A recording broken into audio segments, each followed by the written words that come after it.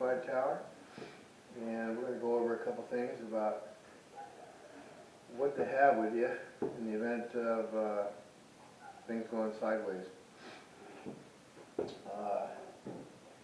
It's geared more for folks that are not too familiar with the idea of being prepared, and thought of it sort of just makes them cringe. But there's some simple things you can do that will make things easier for you when that event or events occur. And it'll give you a little bit of confidence.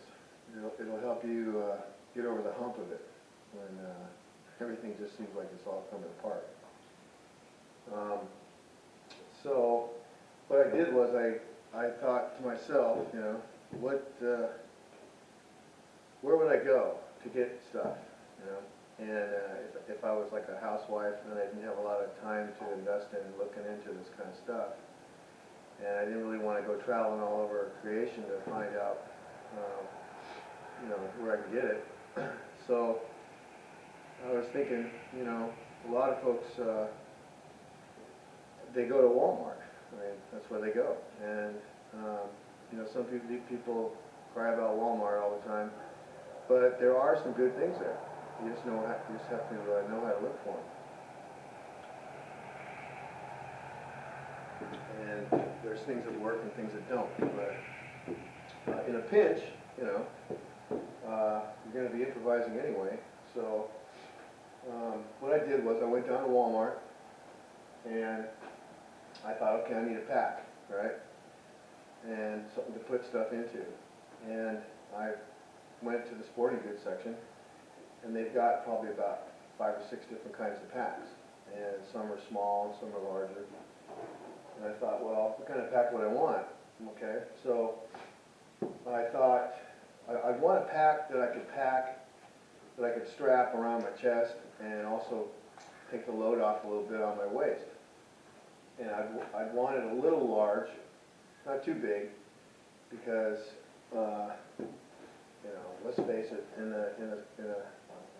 the whole object is just to get home, really, or to get to your safe place, wherever that is, in the event you have to leave your vehicle. So it doesn't have to be a high-speed, low-drag military pack or anything like that. And in fact, some of the military packs will probably make you stand out, especially if you're in a city or someplace like that. So I just geared it toward a normal, everyday backpack that nobody would really take too much notice about. And what I found, well, I picked it's a 30-liter backpack, and it's made by Outdoor Products. It's a Walmart brand, I reckon.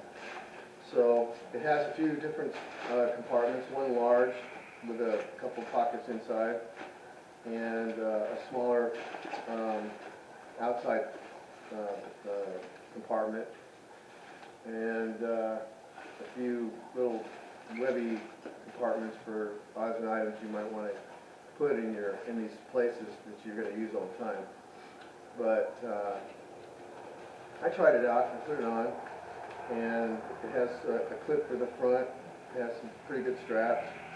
It has a waist strap.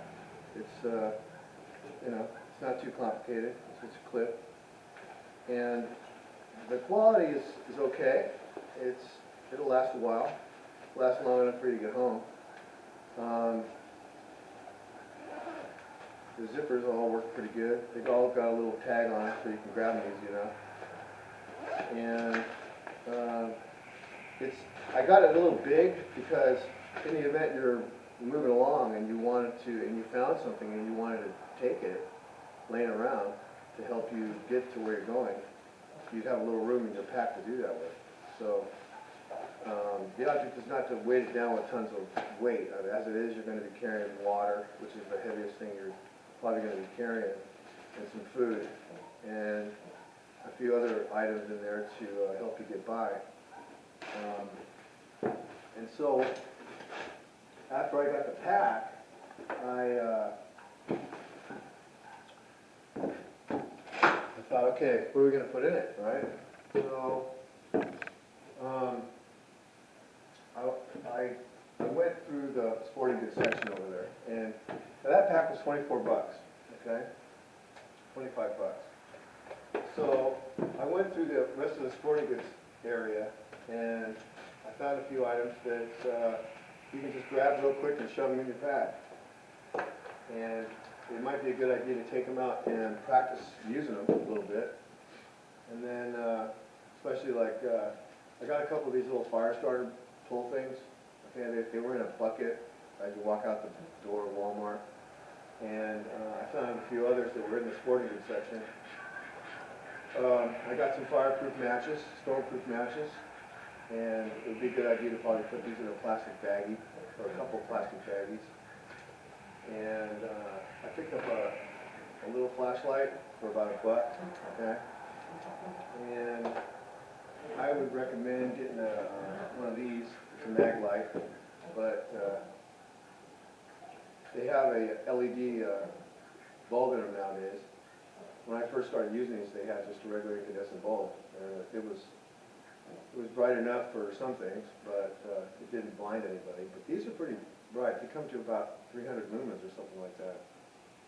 And a lot of people don't know, but this actually fits in the receiver of a bolt of an AR-15 perfectly, so you can get in there and clean the little nooks and crannies. But anyway,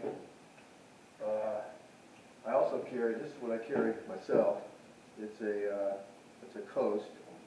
And I think I got this at Lowe's. It was about $21 or something like that. But it's well worth it, I think, because it's really bright. And it has instead of having to use, two hands, you can just use one and pop the button in the back, which is something I like. And you can also adapt these to a weapon. All right, so some other things that I found at Walmart. Okay, when you're under stress and you're watching the world come apart on you, you don't want to. Starting a fire is kind of iffy anyway. You really don't want to necessarily do that if you don't have to. But if you're in a remote, if you got out of your car and you pumped down the embankment and you've gotten off into the bush and you have a map, that's another thing I would take with you. Get yourself a couple maps of the area that you're in, the area that you're going to be traveling in. And let's say you live in a little city and you work 10, 15 miles away. Well, it would be good to get some topographic maps of that area and then get familiar with it and plan your little route and a backup route and maybe even a backup route.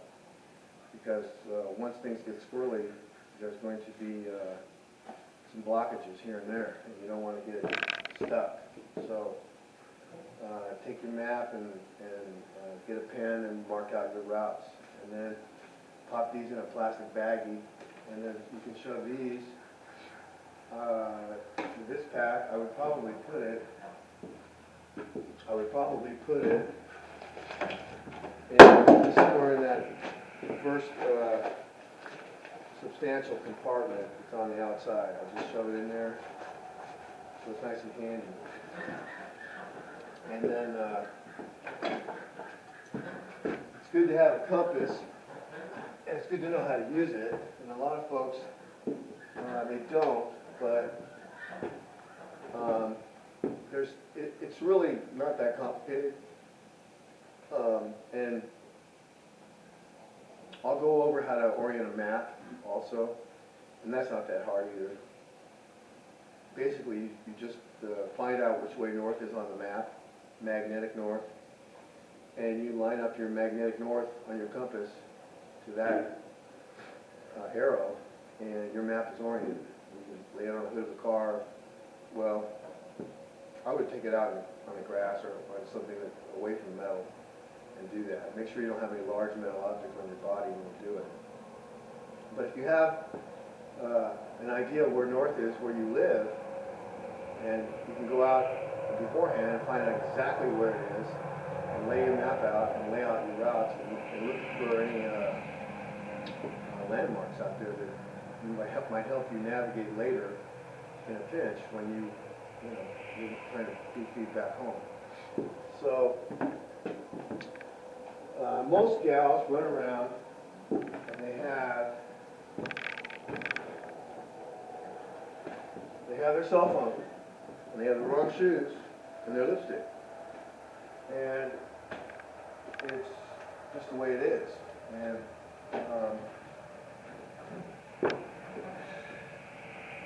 you need to have, a lot of folks don't have any camping experience or outdoor experience really much at all.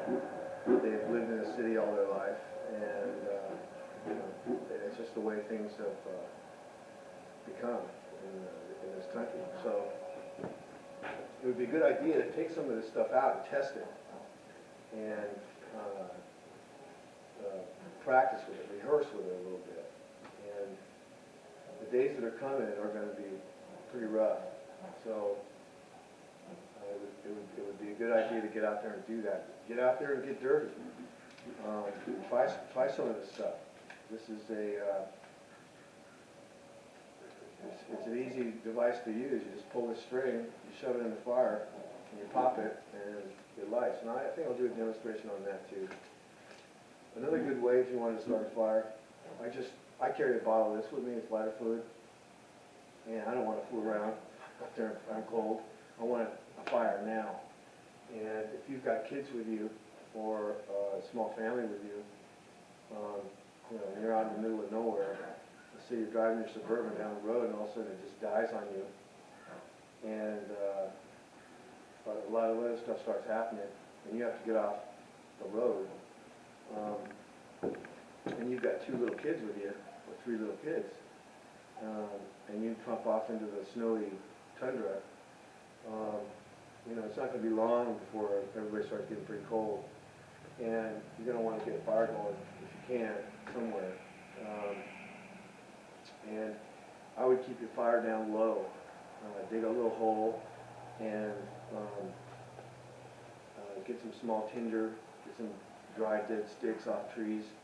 You can reach in underneath trees a lot of times and pick up a lot of dead little branches and stuff, and use that for kindling. But if you've got one of these, you can get a fire pretty rip-roaring where it'll start burning the wet stuff even. So you can keep yourself warm that way, keep your kids warm. Another item you might want to get, ladies, okay, to replace those other shoes is get yourself a good pair of boots and break them in a little bit. And these are desert combat boots, but they sell other boots that are made for the winter. And get them broken in, work them in a little bit, and then that's something you can have in your car. Now, it's November 22nd, 2021. Okay, things are getting a little squirrely out there. So, before you leave work, let's say you have a job where you have to wear a dress and dress to the nines.